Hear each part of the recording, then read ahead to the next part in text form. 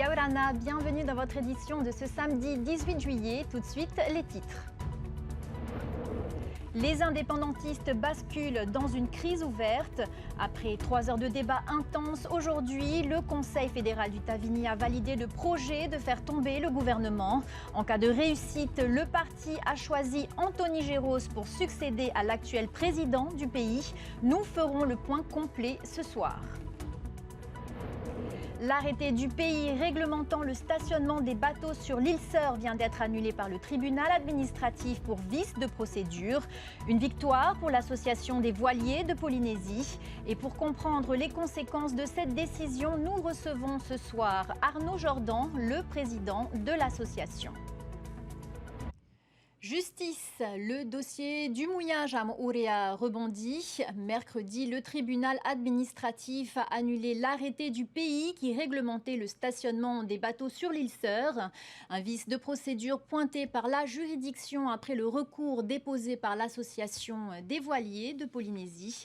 Et pour évoquer ce sujet, nous recevons sur notre plateau Arnaud Jordan, le président de l'association des voiliers en Polynésie française. Yaorana. Yaorana, Vaimiti. Alors pourquoi avoir attaqué cet arrêté en justice et qu'est-ce que ça change concrètement aujourd'hui pour vous? Alors on a attaqué cet arrêté parce qu'il était trop restrictif. Au bout d'un moment, on possède un voilier, on ne peut plus aller à Moorea, ça devient compliqué. Donc l'arrêté était même plus restrictif que le PGEM qui lui-même avait déjà été retoqué. Donc au bout d'un moment, tout simplement la décision de justice, c'est de dire mettons-nous autour d'une table avec le port autonome, le pays, l'État s'il le faut. Catherine Chabot, qu'on a rencontrée récemment, était assez ouverte à ce propos. Et discutons véritablement de ce qu'on peut faire. Oui, il y a beaucoup de voiliers, mais oui, c'est plutôt une chance plutôt que quelque chose qui est négatif. Le texte interdisait le mouillage hors des zones réglementées et imposait des quotas selon la taille des bateaux. En quoi ces critères posent problème selon vous? Il n'y a pas de problème pour les zones de mouillage réglementées. On est assez d'accord pour la taille des zones, etc. En revanche, il y a des zones où c'est 0, alors qu'il y a actuellement 20 voiliers et en saison 30 voiliers. Je pense par exemple à la plage publique à Taïamanu, en face de la plage publique à Moorea.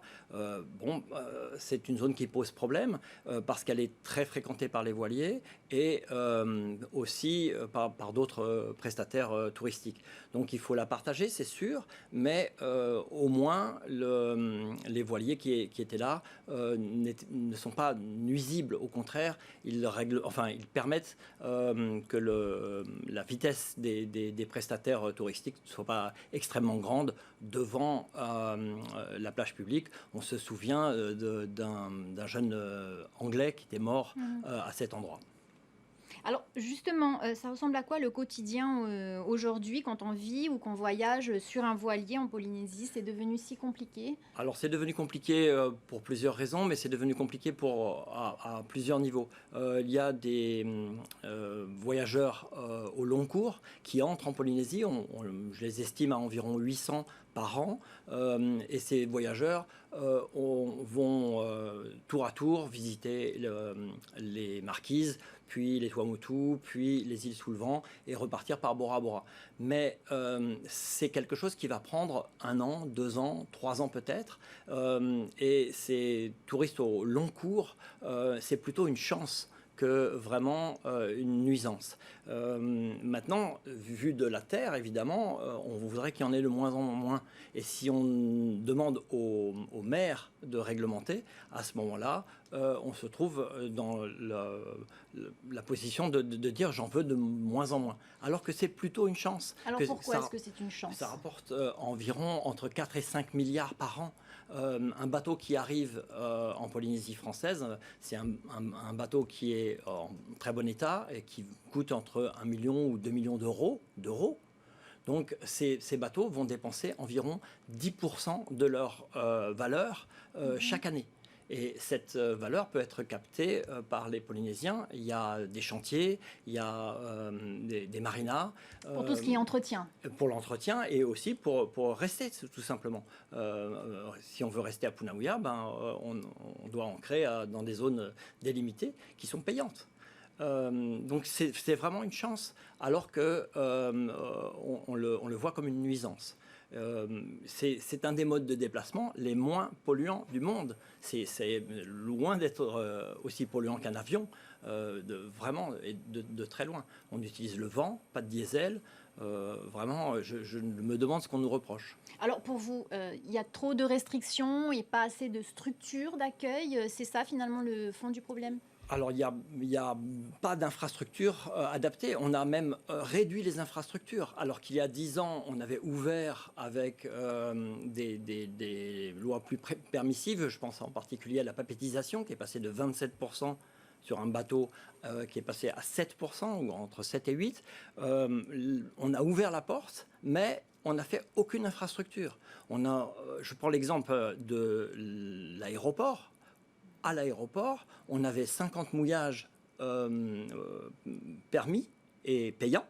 Et maintenant, on a encore 50 bateaux, toujours là, parce qu'on ne va pas les effacer d'un trait de plume, mais ils ne payent plus parce qu'on a enlevé les mouillages.